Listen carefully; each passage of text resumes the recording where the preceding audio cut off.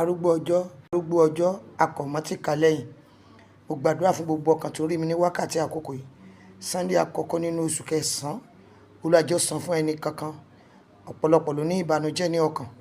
Ọlọ́run sọ ìbànújẹ́ ẹni kankan wá di ayọ̀. Ọlọ́run, mo bí ọ gbogbo àwọn tó ń wá iṣẹ́, ẹ bá mi pèsè iṣẹ́ ayọ̀ fún wọn. Gbogbo ẹni tí ọ̀nà dí fún, ó yẹ bá mi lànà kó wọn. Gbogbo ẹni tó ń sunkún, Olúwa bá mi nu omijé wọn nù. Gbogbo ẹni tó ní ìbànújẹ́, Olúwa sọ ìbànújẹ́ ẹni kankan di ayọ̀. Pàápàá jùlọ àwọn tí wọ́n ń wá ọkọ, Olúwa bá mi pèsè ọkọ ayọ̀ fún wọn. Ẹ̀mí àsìkò tuntun bá ń pèsè ọkọ aláyọ̀ fún wọn. Àwọn tó ń wá ìyàwó, Olúwa bá ń pèsè ìyàwó fún wọn. Ìyàwó gidi, ìyàwó ológo, Olúwa bá ń pèsè fún wọn. Gbogbo ẹni tó ń wá ọmọ, ilé ọmọ, lórúkọ Jésù, Olúwa bá mi ṣe fún wọn. Àgàn jẹ́ kó tọwọ́ àlàbòsùn. Ọlọ́run, gbogbo àwọn aláìsàn dọwọ́ rẹ nínú oṣù yìí. Ó yẹ olùwòsàn tòótọ́, ẹ bá mi wò wọ́n sàn. Lórúkọ Jésù Kristi, ó yẹ bá mi wò wọ́n sàn. Ọlọ́run, ẹ wo gbogbo wa sàn. Orílẹ̀-èdè ń ṣàìsàn, ilé ń ṣe àìsàn, iṣẹ́ ń ṣe àìsàn. Ó yẹ wo gbogbo wa sàn. Arúgbó ọjọ́ ẹ wo gbogbo wa sàn. Ẹlẹ́rù ni ẹ wo gbogbo wa sàn. Àìkú ẹ wo gbogbo wa sàn. Àìdíbàjẹ́ ẹ wo gbogbo wa sàn.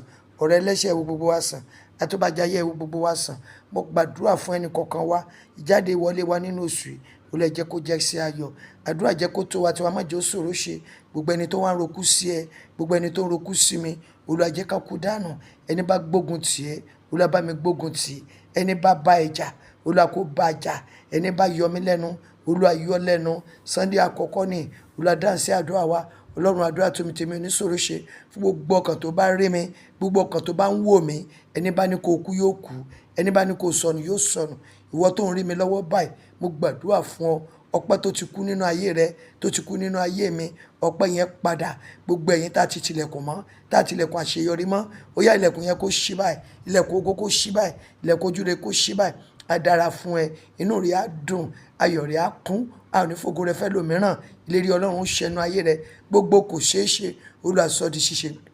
Àánú rẹ ò ní kú o. Mo pa láṣẹ, mi ò dá lábàá. Ilẹ̀kùn àánú tó ti tì, ó yá kó máa ṣí. Ó yá gbà láti tuntun. Mo gbà láti tuntun. Mo gbà láti tuntun. Mo gbà láti tuntun. Ilé, kọ́kọ́rọ́ mọ́tò, kọ́kọ́rọ́ ìgbédìde, ẹ̀mí mímọ́ tuntun. Ọlọ́run yọ̀ǹda rẹ̀ lórúkọ Jésù.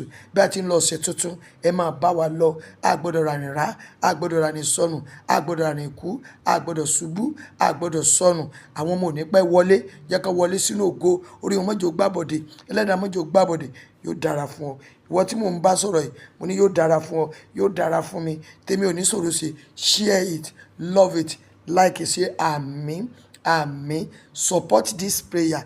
Please, I need you. Support me for the elderly people. God will bless you.